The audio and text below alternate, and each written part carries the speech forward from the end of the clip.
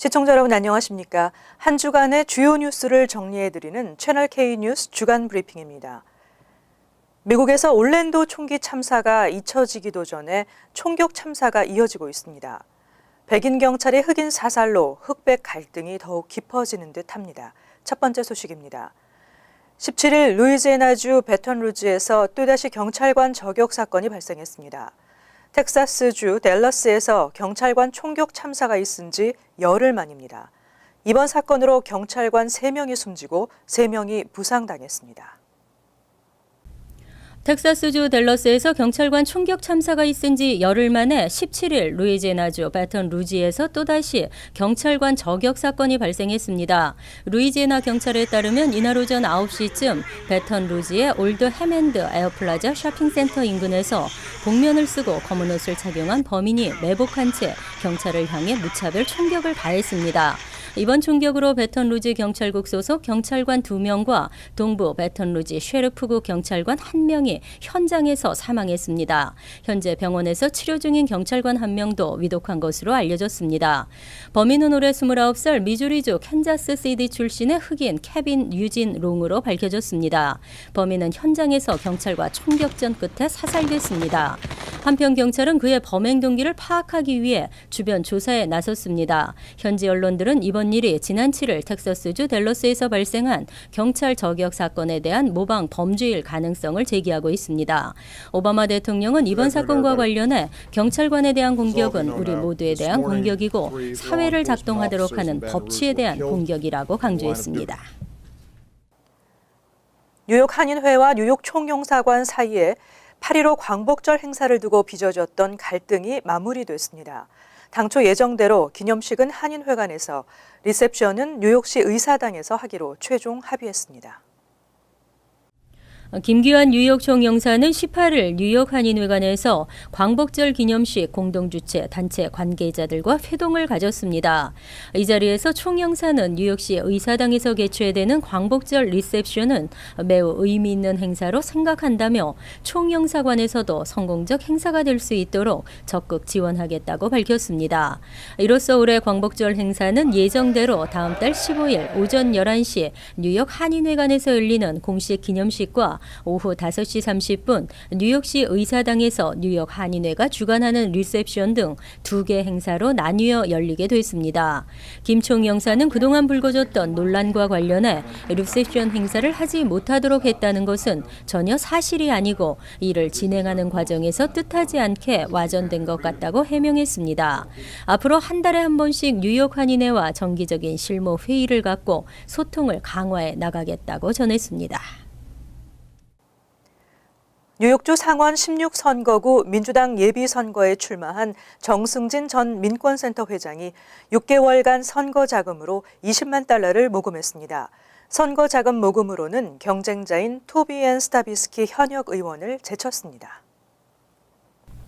18일 뉴욕주 선거관리위원회는 선거자금 7월 중간보고 내역을 발표했습니다. 내역에 따르면 정승진 후보는 올 1월 12일부터 7월 11일까지 약 6개월 동안 20만여 달러를 모금했습니다.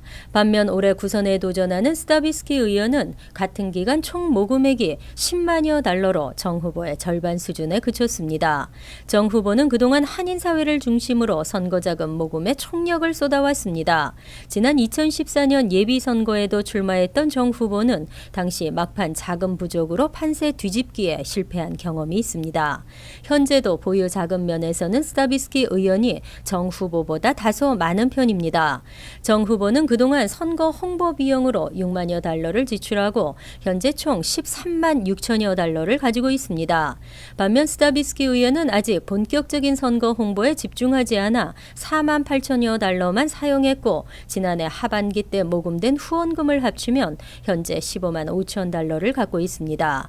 정 후보 한인 후원회를 이끌고 있는 성정은 공동회장은 한인 커뮤니티에 적극적인 후원이 절실한 시점이라고 강조했습니다. 도널드 트럼프가 공화당 대통령 후보로 공식 선출됐습니다. 부통령 후보로는 마이크 펜스 인디애나 주지사가 선출되면서 트럼프 펜스 팀이 본격 출범했습니다.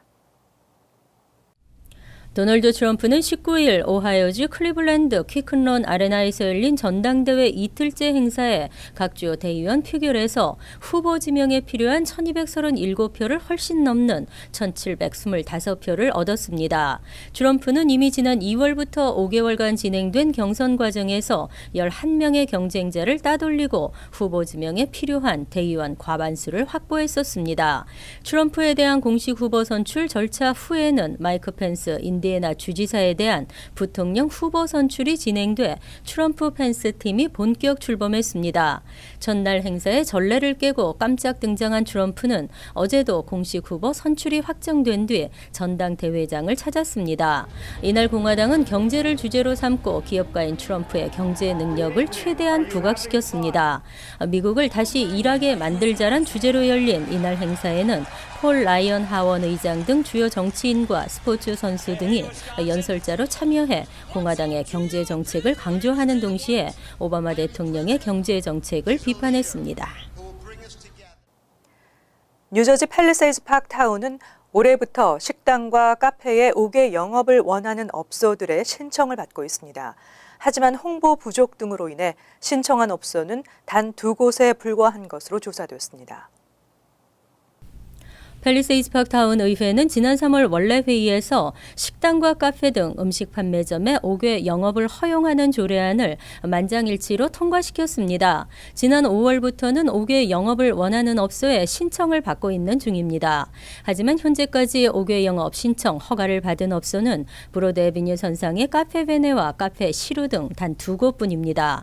타운 정부의 홍보 부족으로 5개 영업이 가능한지도 몰랐다는 지적도 나오고 있습니다.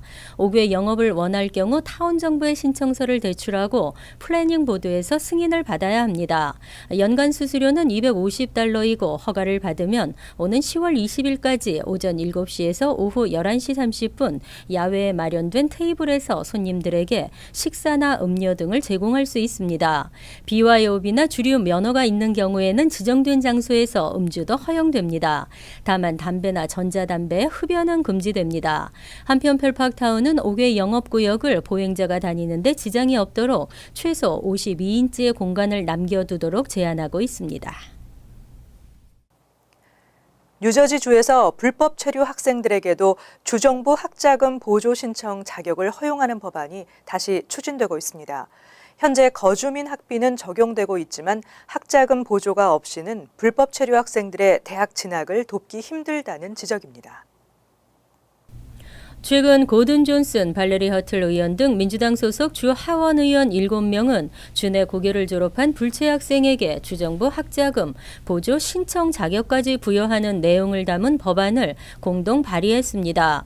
뉴저지주에서는 지난 2014년부터 불체 대학생에게도 거주민 학비를 적용하는 주림 법안이 시행되고 있습니다. 하지만 주정부가 제공하는 학자금 보조 신청 자격은 허용되지 않아 반쪽짜리라는 비판을 받고 있습니다.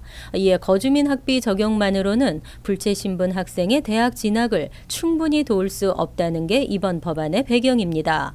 트렌튼의 정책 연구기관인 뉴저지 폴리시 퍼스펙티브의 보고서에 따르면 지난 2015년 가을 학기 주내 대학에 입학한 불체 학생 수는 577명에 불과했습니다.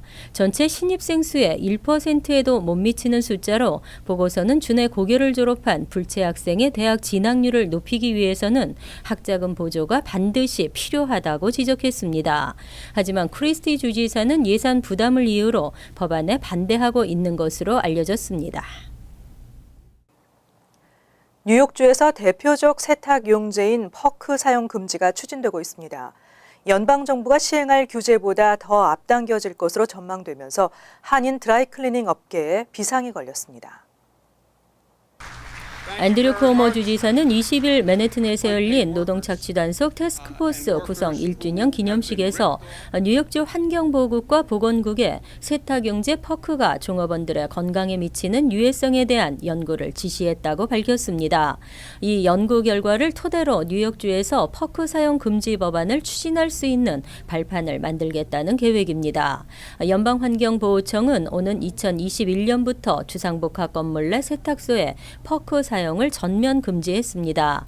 이에 따라 2020년까지 퍼크를 사용하는 장비를 전면 교체해야 하는데 뉴욕주가 이보다 앞서 퍼크 사용 규제를 추진하겠다는 방침입니다. 다만 구체적인 법안 내용과 추진 시기 등은 공개되지 않았습니다. 한편 뉴욕시 세탁소 중 60%에 해당하는 2,000여 곳은 한인 소유로 나타나 업계는 바짝 긴장하는 모습을 보이고 있습니다.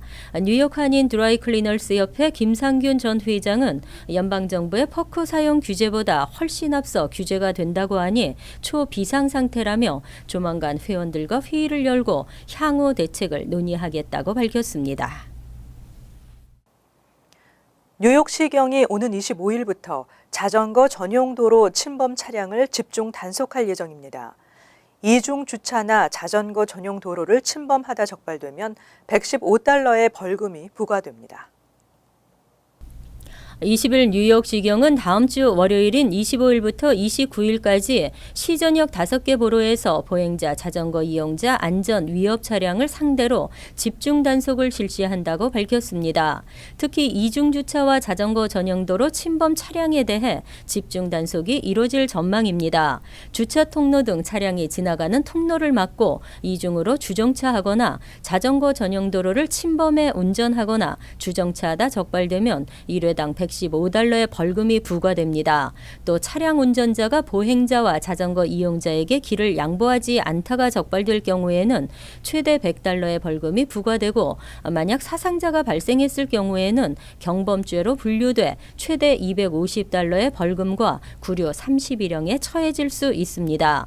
한편 지난달 뉴욕주 퀸즈지법은 비전제로 캠페인 시행에 대해 위헌 판결을 내린 바 있습니다. 보행자와 자전거 이용자의 길을 양보하지 않다가 적발 시 경범죄로 분류될 수 있다는 일부 조항은 적법한 절차에 따라 마련되지 않았고 시정부의 권한 남용이라는 이유입니다. 이에 대해 최근 퀸즈 검찰은 항소를 추진 중인 것으로 나타났습니다. 요즘 체감 온도가 100도를 넘는 무더위가 기승을 부리고 있습니다. 기상청은 특히 폭염 때는 열사병 등 온열 질환에 주의해야 한다며 대기 중 오염물질도 늘어나기 때문에 호흡기 질환이 있는 노인이나 어린이들은 야외 활동을 최대한 자제해야 한다고 당부했습니다. 여름철 무더위 슬기롭게 잘 대처하고 또 즐기며 지내시길 바랍니다. 채널K 뉴스 주간 브리핑 여기서 마칩니다. 시청해주신 여러분 고맙습니다.